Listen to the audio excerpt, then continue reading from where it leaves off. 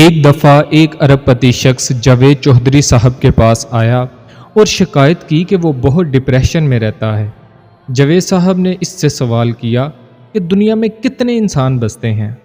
موصوف کہتے ہیں، میرا سوال سن کر وہ ٹکٹکی باندھ کر میری طرف دیکھنے لگا۔ میں نے مسکرا کر سوال دہرایا۔ وہ غصے سے بولے، بھاڑ میں جائے دنیا، مجھے کیا لوگ 8 ارب ہوں یا 10 ارب۔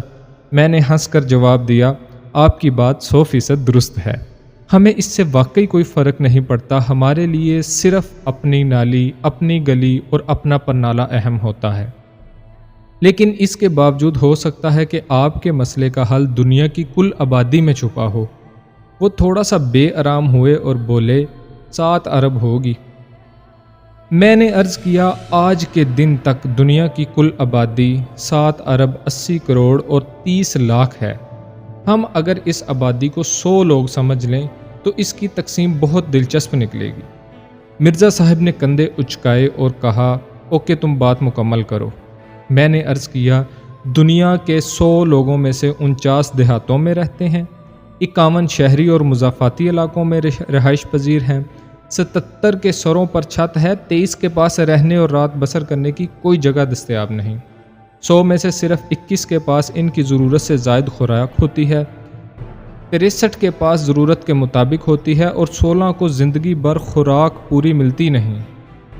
یہ دن میں صرف ایک وقت کھانا کھاتے ہیں اور عمر بھر یہ سوچتے رہتے ہیں، کاش ہمیں رات کو بھی کھانا مل جائے یا ہم صبح اٹھ کر ناشتہ کر سکیں۔ 100 میں سے 48 روزانہ صرف $2 کماتے ہیں اور یہ ان کا کل سرمایہ اور اخراجات ہوتے ہیں۔ 100 میں سے صرف 87 کو پینے کا صاف یا نیم صاف پانی ملتا ہے، 13 کو پانی ملتا ہی نہیں اور اگر مل بھی جائے تو آلودہ اور بدبودار ہوتا ہے، اور 100 میں سے 75 کے پاس موبائل فون ہے، جبکہ 25 موبائل فون کے بغیر ہی زندگی گزار رہے ہیں۔ مرزا صاحب نے کرسی پر پہلو بدلا اور مجھے روک کر بولے، یہ بکواس کب تک چلتی رہے گی؟ تمہارے بارے میں لوگوں کی رائے ٹھیک ہے، تم اعداد و شمار کے گورکھ دھندا میں پھنسا کر لوگوں کا وقت ضائع کرتے ہو۔ وہ اس کے ساتھ ہی ہانپنے لگے۔ میں نے کہکا لگایا اور پھر عرض کیا، آپ بس میرا تھوڑا سا مزید بکواس برداشت کر لیں۔ وہ خاموشی سے میری طرف دیکھنے لگے۔ میں نے عرض کیا، 100 میں سے صرف 30 کو انٹرنیٹ کی سہولت دستیاب ہے، جبکہ 70 آج بھی انٹرنیٹ کے بغیر زندگی گزار رہے ہیں۔ 100 میں سے صرف 7 یونیورسٹی پہنچ پائے ہیں، 93 کالج تک بھی نہیں گئے، 83 پڑھ لکھ سکتے ہیں اور 17 چٹے ان پڑھ ہیں۔ 100 میں سے 33 عیسائی، 22 مسلمان، 14 ہندو، 7 بدھ، 12 چھوٹے مذاہب سے تعلق رکھتے ہیں، جبکہ 12 کا سرے سے کوئی مذہب ہی نہیں۔ میں نے سانس لیا اور پھر کہا، اور اب میں اپنے اصل ایشو کی طرف آتا ہوں۔ وہ بیزاری سے میری طرف دیکھنے لگے۔ میں نے عرض کیا، 100 لوگوں میں سے 26 لوگ 14 سال کی عمر سے پہلے ہی فوت ہو جاتے ہیں، 66 لوگ 15 سے 64 سال کے دوران فوت ہوتے ہیں، اور دنیا کے 100 میں سے صرف 8 لوگ 65 سال سے اوپر زندگی ملتی ہے۔ لہٰذا اللہ تعالیٰ نے اگر آپ کو گھر دے رکھا ہے، آپ کے پاس کھانے کے لیے وافر خوراک اور پینے کے لیے صاف پانی موجود ہے، آپ کے پاس اگر موبائل فون ہے، آپ کے گھر یا دفتر میں انٹرنیٹ چل رہا ہے، آپ نے اگر کالج یا یونیورسٹی کی تعلیم حاصل کر لی ہے اور آپ کی عمر اگر 65 سال سے اوپر ہے، تو پھر آپ کو زمین سے مزید کچھ نہیں چاہیے۔ آپ کے پاس پھر سب کچھ موجود ہے اور آپ سیدھے سادے ناشکری کے مرض میں مبتلا ہیں۔ لہٰذا آپ اللہ تعالیٰ سے فوراً معافی مانگے۔ مرزا صاحب کی آنکھوں میں پہلی بار رونق آئی اور وہ میری طرف دلچسپی سے دیکھنے لگے۔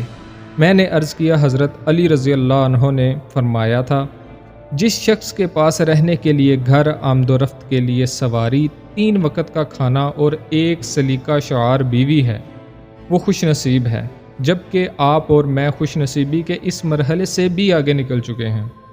ہم تعلیم، صاف پانی، mobile phone, internet, international travel اور کمفرٹس بھی حاصل کر چکے ہیں۔ ہمیں اب اللہ سے مزید کیا چاہیے؟ آپ خود ماشاءاللہ ارب پتی ہیں، 2000 لوگوں کو تنخواہ دیتے ہیں، آپ کے گھر میں 8 گاڑیاں کھڑی ہیں، اللہ نے آپ کو سعادت مند اولاد دے رکھی ہے، 10 کنال کے گھر میں رہتے ہیں، آپ کے کچن میں 6 لوگ کام کرتے ہیں اور دنیا جہان کے ڈاکٹر اور ادویات ہر وقت آپ کو دستیاب ہیں، لیکن آپ اس کے باوجود پریشان ہیں، کیوں؟ آپ نے کبھی سوچا؟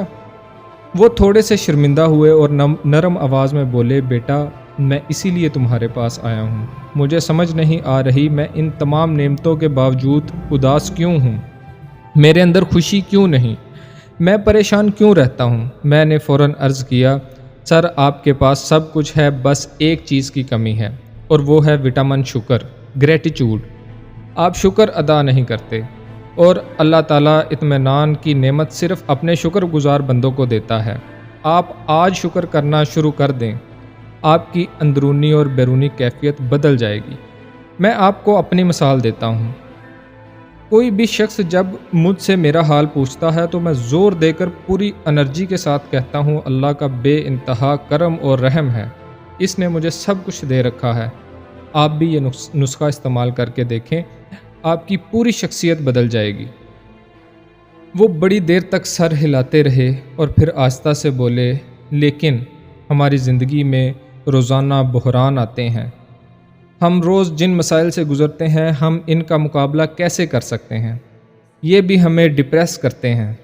میں نے ہنس کر جواب دیا، آپ اپنے دفتر میں 2 تصویریں لگا لیں، آپ کا یہ مسئلہ بھی حل ہو جائے گا۔ آپ اپنے سامنے ایک گھوڑا اور ایک ٹوٹے پھوٹے قبرستان کی تصویر لگا لیں، اور جب کوئی مسئلہ آئے تو آپ ان 2 تصویروں کو دیکھنا شروع کر دیں، آپ کا وہ مسئلہ 2 منٹ میں مسئلہ نہیں رہے گا۔ وہ حیرت سے میری طرف دیکھنے لگے۔ میں نے عرض کیا، آپ پہلے گھوڑے کی تصویر کو سمجھیں۔ ایک بادشاہ نے کسی شخص کو سزائے موت سنا دی، جلاد اسے بادشاہ کی عدالت سے لے جانے لگا تو اس شخص نے بادشاہ سے عرض کیا، حضور اگر میں مر گیا تو میرے بعد دنیا کا ایک منفرد ہنرمند ختم ہو جائے گا، آپ مجھے کم از کم اتنی مہلت دے دیں کہ میں اپنا فن کسی کو سکھا جاؤں۔ بادشاہ نے اسے واپس بلایا اور پوچھا، تمہارے پاس ایسا کون سا فن ہے؟ قیدی ہاتھ باندھ کر بولا، حضور میں گھوڑے کو اڑنا سکھا سکتا ہوں۔ بادشاہ نے حیران ہو کر پوچھا، کتنے عرصے میں؟ وہ بولا، جناب 3 سال میں۔ بادشاہ نے کہا، اور اگر تم ناکام ہو گئے تو پھر؟ قیدی نے کہا، آپ بے شک میری گردن اتار دیجیے گا۔ بادشاہ نے پوچھا، تمہیں اس کے لیے کیا کیا چاہیے؟ اس نے عرض کیا، سفید گھوڑا، بڑا سا میدان اور میرے رہنے اور کھانے پینے اور خدمت کے لیے ملازمین۔ بادشاہ نے اس کی تینوں شرطیں مان لی۔ قیدی کو بادشاہ کا گھوڑا دے دیا گیا۔ وہ گھوڑا لے کر میدان کی طرف جانے لگا تو اس کے ساتھی نے اس سے کہا، گرو مجھے لگتا ہے تم نے غلط ڈیل کر لی ہے، گھوڑا کیسے اڑ سکے گا؟ قیدی نے کہکا لگا کر کہا، میری آدھ گھنٹے میں گردن کاٹی جا رہی تھی، میں نے اس ڈیل سے اپنی جان بھی بچا لی اور بادشاہ سے 3 سال بھی لے لیے۔ ان 3 برسوں میں اب 3 کام ہو سکتے ہیں، عین ممکن ہے ان میں 3 برسوں میں بادشاہ مر جائے، ہو سکتا ہے میں مر جاؤں، اور یہ بھی ہو سکتا ہے گھوڑا اڑنا سیکھ لے۔ میں نے واقعہ سنانے کے بعد مرزا صاحب سے کہا، آپ کو جب بھی ٹینشن ہو آپ گھوڑے کی تصویر دیکھا کریں اور ٹائم لیا کریں، ہو سکتا ہے اس ٹائم کے دوران آپ کو ٹینشن دینے والا فوت ہو جائے، ہو سکتا ہے آپ ہی فوت ہو جائیں، اور یہ بھی عین ممکن ہے کہ وقت کے ساتھ ٹینشن ہی ختم ہو جائے۔ لہٰذا آپ اس قیدی کی طرح آج نہ مریں، ٹائم اور گھوڑا لیں اور اسے اڑنا سکھانا شروع کر دیں۔ اور دوسری تصویر قبر کی ہے، ٹینشن میں اسے دیکھیں اور اپنے آپ کو بتائیں، دنیا میں صرف قبروں کو کوئی ٹینشن نہیں ہوتی، صرف مردے کسی پریشانی کا کوئی حل تلاش نہیں کر سکتے۔ میں ابھی زندہ ہوں، مجھے پریشانیاں بھی آئیں گی اور میں ان کا حل بھی تلاش کر لوں گا۔ آپ یقین کریں آپ کی پریشانی 2 منٹ میں ختم ہو جائے گی۔ لہٰذا شکر کریں اور گھوڑے اور قبر کی تصویر دیکھتے رہا کریں، آپ بہت اچھی زندگی گزار سکتے ہیں۔